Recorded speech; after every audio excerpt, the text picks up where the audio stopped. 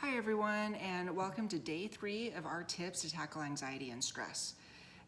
Today we're going to be talking about the importance of having an exercise routine and how that exercise routine helps to manage that stress and anxiety.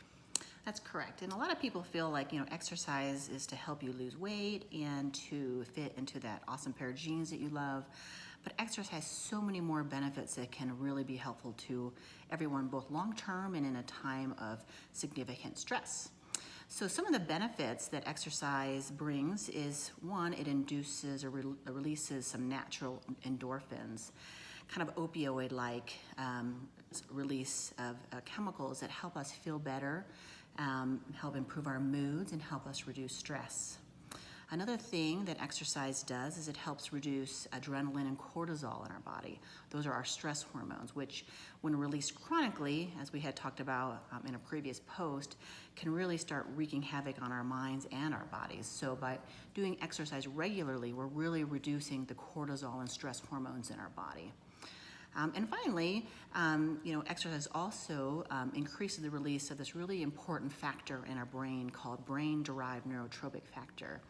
And this chemical is really important for brain synapses and plasticity. So what does that mean? What it means is that this factor really increases the function of our brain and makes sure that all the healthy connections are adequately being all the healthy connections of our brain are doing what they're supposed to do. So those are 3 additional reasons that we should be exercising, and now is a fantastic time to either continue your exercise, beef up your exercise regimen, or just simply start a new one. Nice. So what are some positive changes that one can expect to feel mentally and physically by starting an exercise program? So kind of like some of the other things we were talking about, like meditation or even diet, exercise takes some time in order for you to notice some of the longer term benefits. But in general, what you should notice is reduced anxiety or stress, improved moods, particularly your depression. A lot of people notice that they're maybe less irritable. They seem to be more resistant to maybe small slights throughout the day. They sleep better. They find they're not as hungry, or they're making better decisions around their food. Some people feel they focus and concentrate better. And so there's a lot of just amazing things that mentally the exercise provides us for.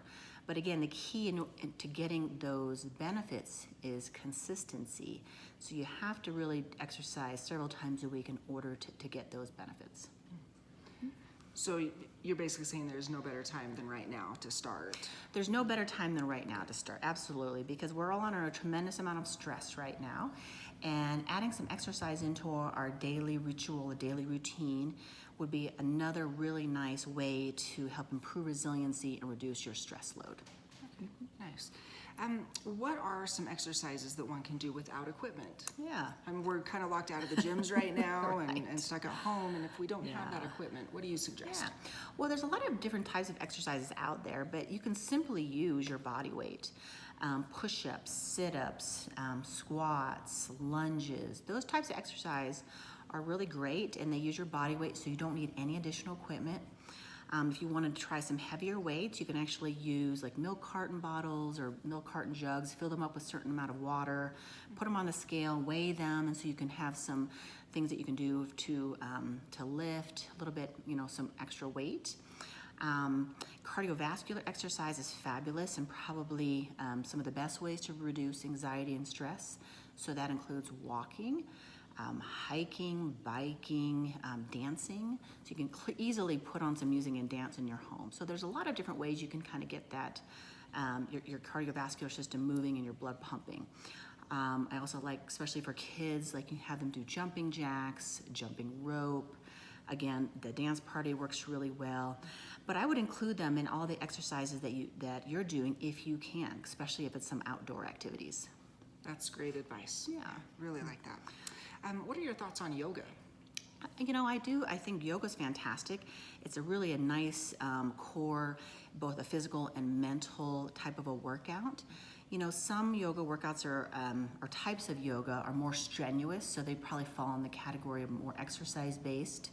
and cardiovascular based, and there's some more restorative, stretching kind of yogas that are more, even more on the line of meditation or stress reducing. So if you choose to do yoga as your only form of exercise, you may want to try to different types of exercise or different types of yoga. And there are a lot of different online programs that you could look into as well for both yoga and some of the other exercises that we talked about. I know there's a lot of trainers who will train you online and a lot of free programs out there. So there really is no excuse to not get out and exercise. Nice. Or stay home and exercise. There you go. And include the kids with it. And include the kids, yeah. So currently there's so many of us playing multiple roles. We are all of a sudden find ourselves in a situation we are working from home. Right. We are all stay-at-home parents. We are homeschooling. Yeah. There's a lot of changes going on. So any suggestions for carving out that time needed for the self-care and the daily exercise? Yeah, I mean, so one of the things that we talked about in one of the earlier videos was just making sure that you build in this structure and schedule. Even at the beginning of the week, have a family meeting or meet with your partner or spouse and just say, these are the things I'd like to accomplish. And one of them is, should be exercise. And how is everybody in the family going to get the exercise that they need for that week? Now that being said, sometimes parents have to get up a little bit earlier than their kids in order to get their exercise in. There's nap time that you could consider. There's times where you say, okay, today, you're going to watch a movie for a bit of time where, your parent gets to exercise. So there's other ways to make sure that you're carving out your own time to do it. I do have to say, though, that make sure that you're including exercise into your child's schedule because they actually need much more exercise and movement than adults do. And believe me, this is my probably the tip that I would stress the most, the more you exercise your kids, the easier your life is going to be at home. Kids are going to get bored really fast. They're going to get irritable. They're going to get whiny. They're going to cry more. So the more you can get them moving and away from the computers and iPads and TV, the better it's going to be. You also find that when you ask them to sit down, have them sit down and do homework after they've exercised, or have them sit down or do their any kind of schoolwork after the exercise. They're going to have much better focus and concentration. That's a great point. Yeah. So how can people get started or continue their exercise schedule, especially during this stressful time, very, very busy time? Yeah, well, so in general, I recommend, if you're already exercising, try to maintain your exercise routine the best you can, at least the quantity. If you're new, again, you want to start off slow. Definitely talk with your physician prior to make sure you're okay to start exercising and let them know the kind of program that you're doing. But you can start simply with 5 to 10 minutes a day and build that up every week or so that you're constantly building your endurance and you're constantly building muscle and things of that nature. Okay. Well, I think these are all fantastic tips. And I feel very blessed to be able to share them with all of you out there. So thanks for listening. Thanks for checking us out. And, please post any questions or your tips and advice and things like that. We definitely, we can all be supportive and be supported. And again, ask for help when you need it. And if you're in a position to help, please offer it. So, Okay. We'll see you later. Bye-bye.